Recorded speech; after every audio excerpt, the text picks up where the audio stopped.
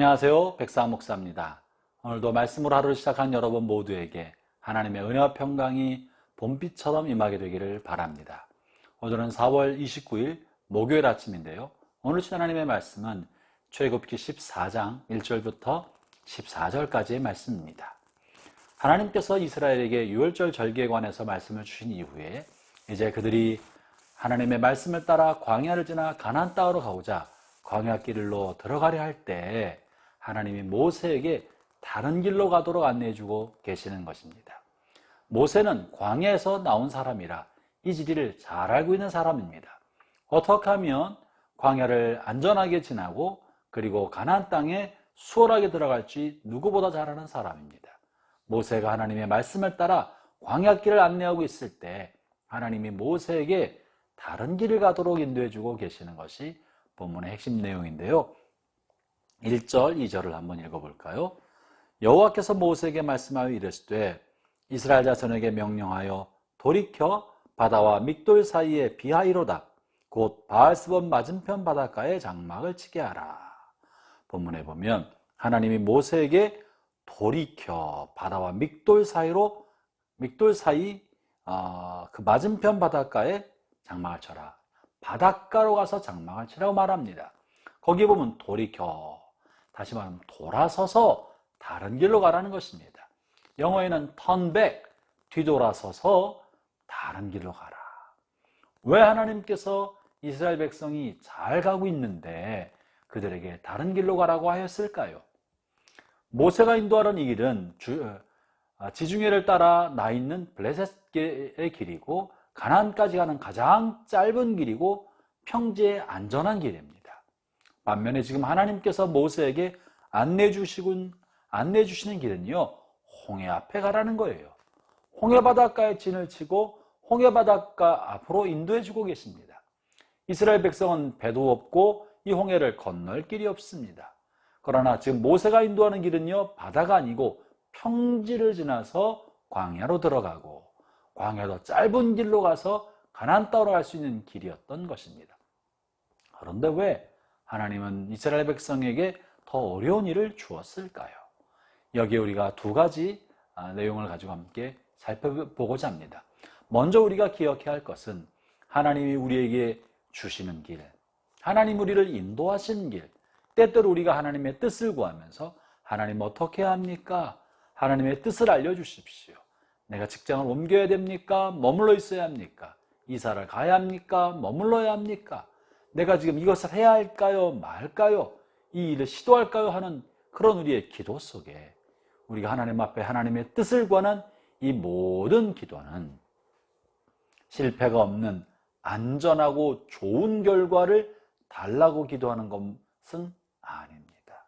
하나님의 뜻을 구하는 기도는 하나님의 그 뜻은 우리에게 실패가 없고 안전하며 최상의 결과물을 주기 때문에 내가 원하는 것을 이루어 달라고 하나님의 뜻을 구하는 것이 아니라 하나님의 뜻이 이루어지기를 구하는 것입니다.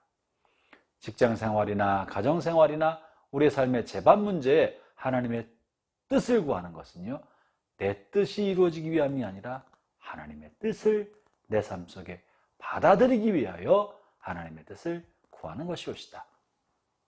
그래서 하나님께서는 이스라엘에게 먼저는 그들이 원치 않는 굉장히 난처할 만한 상황에 빠지게 만들어 주신 거예요.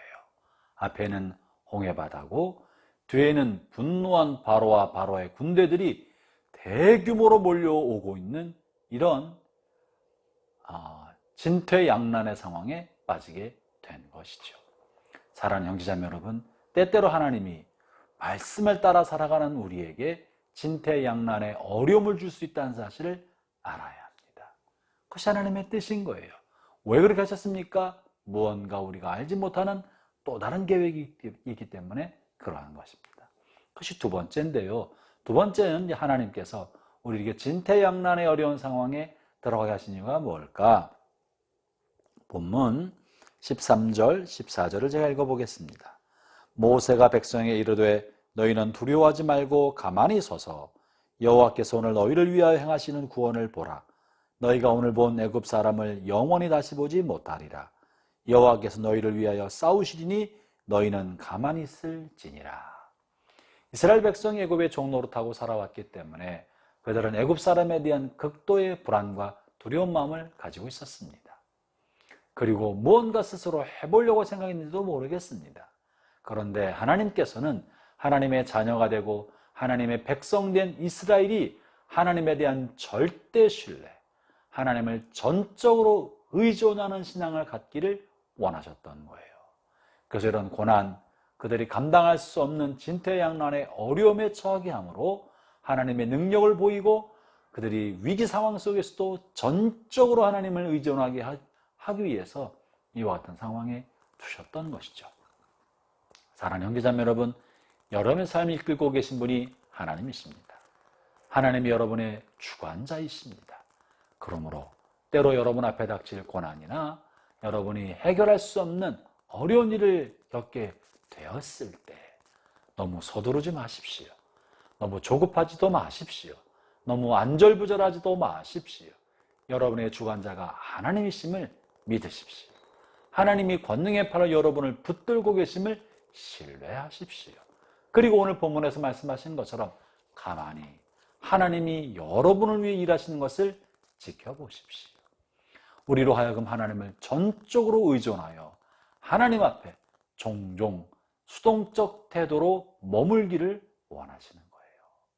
하나님의 말씀이 선명할 때는 저돌적으로 순종하고 적극적으로 순종하고 코뿔소처럼 달려가야 될 때도 있지만 하나님의 뜻이 불분명할 때에는 하나님께서 여러분을 위해 일하시도록 하나님의 뜻이 여러분의 삶에 이루어지도록 내어 맡기고 수동적으로 가만히 하나님이 하시도록 하나님의 환경과 여건을 이끌어 가신 모습을 보면서 지켜보도록 하시는 것입니다.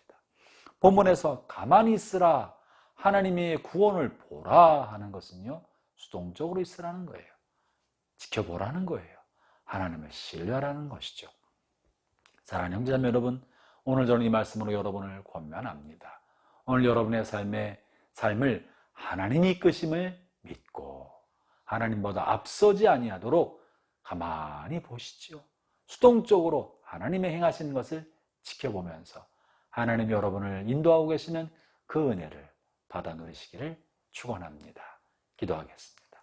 하나님 감사합니다. 한치 앞도 알지 못하는 저희를 위해 주님이 친히 우리와 함께 하시며 우리의 삶에 동행하시며 우리를 인도하심을 믿습니다. 그 하나님을 의지합니다. 오늘 가만히 주님의 행하심을 바라보면서 하나님의 구원을 보고 주님 우리의 삶을 어떻게 이끄시는지를 알고자 합니다. 오 하나님, 우리 말씀을 듣고 참여하는 모든 성도들의 삶에 간섭해 주시고 환경에 간섭해 주시고 주어진 모든 여건에 간섭해 주셔서 하나님이 이들을 위하여 행하시는 큰 일을 보게 하여 주옵소서. 예수님 이름으로 기도합니다. 아멘.